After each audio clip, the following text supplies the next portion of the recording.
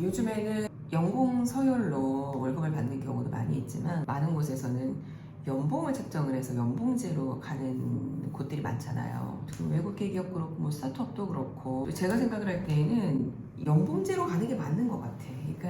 그러니까 월급 루팡이라는 말이 나왔겠죠. 미국에서는 이런 말이 있대요. 면접을 보거나 할 때 희망 연봉을 물어볼 수 있나? 그러니까 연봉 어느 정도 생각하세요? 이런 거 만약에 면접에 기억이 있으시다면 한국에서는 이거를 보는 걸로 알고 있어요. 그러니까 미국은 셀러리 히스토리 밴스라는 게 있어요. 셀러리 히스토리를 물어볼 수 없어.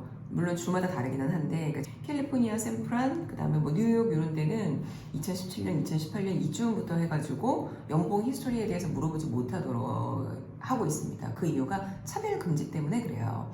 그러니까 연봉을 물어봐. 너가 그 전에 얼마나 받았니? 그러면 그거 자체가 차별이 되는 거예요. 머릿속에 걔를 각인을 하고 연봉을 책정을 할 게 아니에요. 그러니까 우리나라는 연봉에 대해서 물어볼 수 있는 걸 제가 알고 있는데 아니면 미국도 주마다 다르기 때문에 물어볼 수 있는 곳이 있다면 제가 어떻게 대처를 해야 되는지 그 두 가지 팁을 알려드리려고 합니다. 일단 첫 번째, 예산을 확인한다.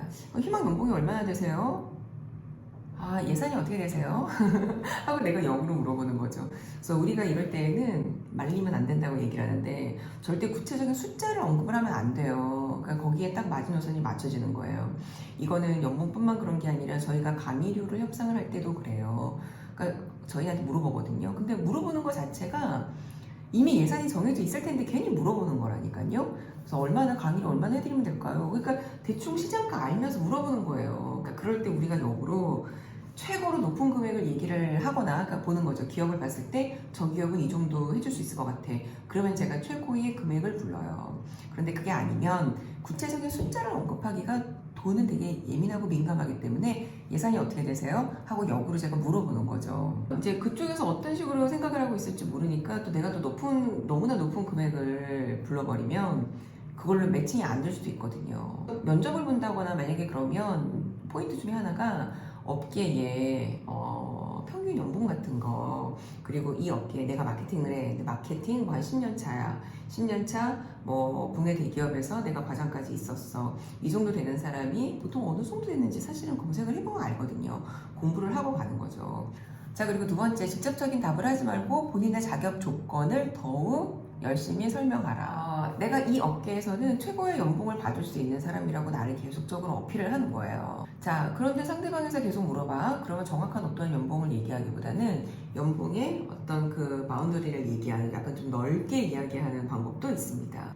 지금 현재 미국 같은 경우에는 대부분의 주에서 채용을 할 때 연봉을 범위를 공개하도록 해요. 그 포지션에 있어서는 이 정도에서 이 정도까지 연봉을 줄 수 있다. 그래서 이게 공개가 된 상태이기 때문에 사실은 그 샐러리 히스토리를 물어볼 이유가 없기는 해요. 그거 알고 왔을 테니까. 제가 뭐 연봉은 아니고 뭐 모든 연봉뿐만이 아니라 우리 강사료도 그렇고 그냥 어떤 돈에 대해서 이야기를 할 때 약간 그 어떤 룰이 있다면 가운데 에이전트는 저희들한테 강의를 의뢰를 할 때 아예 오픈을 합니다. 강사료가 얼마입니다. 이렇게. 그리고 헤드헌터, 그쵸? 헤드헌터들도 보통 오픈을 합니다. 그러면 내가 그 핏에 맞는지 안 맞는지를 고려를 해서 수락을 할지 안 할지를 결정을 하겠죠. 그래서 일단은 어떤 상황도 중요하고 그 핏도 굉장히 중요하지만 강의료 저희 같은 경우는 그리고 연봉이 너무 부족하거나 너무 많거나 잘 안 맞으면 그러니까 오해를 살 수 있기 때문에 오히려 그 일이 잘 매칭이 안 되는 경우가 많아요. 그래서 두 가지 팁 다시 알려드릴게요. 첫 번째, 예산을 물어본다. 두 번째, 내가 자격 조건이 있음을 강하게 어필한다.